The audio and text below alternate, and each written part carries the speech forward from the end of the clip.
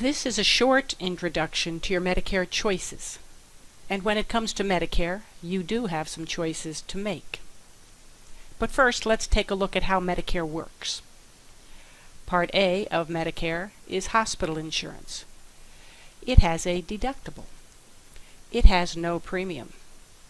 And it covers hospitalization, skilled nursing facilities, home health services, and hospice. And there are some additional charges that come into play if a person is in the hospital for a long time. Part B of Medicare is medical insurance. It has a monthly premium. And some people will pay a higher premium if their income is over $85,000 per year. Part B has a deductible. Part B pays 80% of doctor bills, ambulance charges, emergency room charges, chemo and radiation costs, and most non-hospital medical services. You pay 20% of these bills, and there is no cap to your 20%, which can result in large and never-ending medical bills.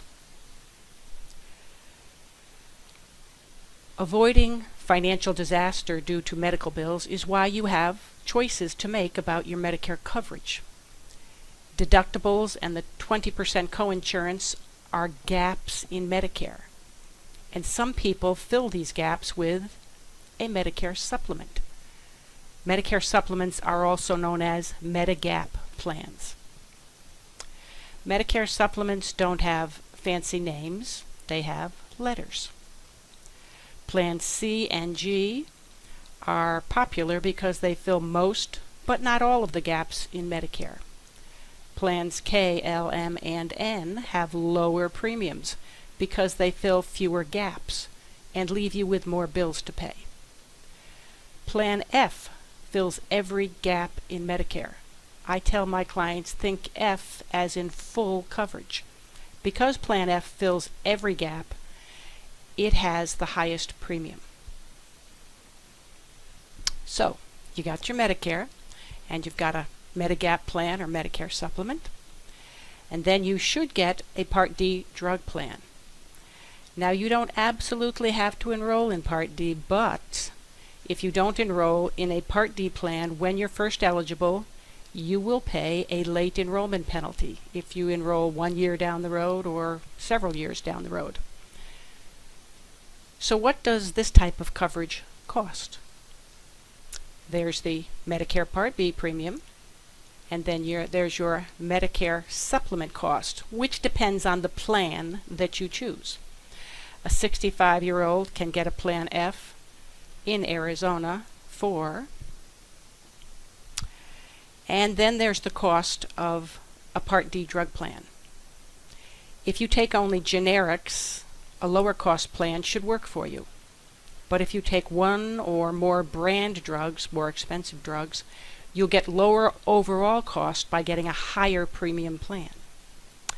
There are over 20 Part D plans available in Arizona, and that makes choosing a Part D plan a bit confusing.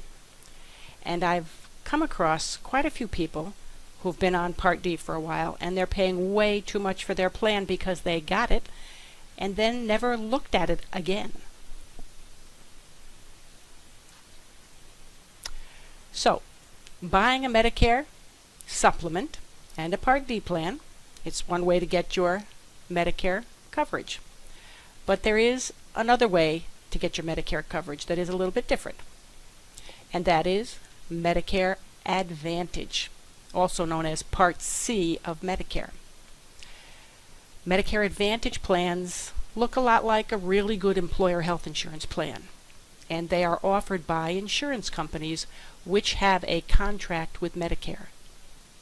If you enroll into a Medicare Advantage plan, you are choosing to get your Medicare benefits through that insurance company. Most Advantage plans in Arizona have no premium. Almost all Advantage plans include Part D drug coverage. Almost all Advantage plans in Arizona offer a free gym membership. and some, but not many, offer some dental benefits like cleaning twice a year and x-rays once a year. So, how does Medicare Advantage work? Well, most Advantage plans in Arizona are HMOs, and that means they have networks of doctors, hospitals, labs, etc., and you can only use providers who are in the network and contracted with your Advantage plan. Referrals are required to see a specialist, and tests like CAT scans or other diagnostic tests require prior authorization from your plan, just like your employer plan.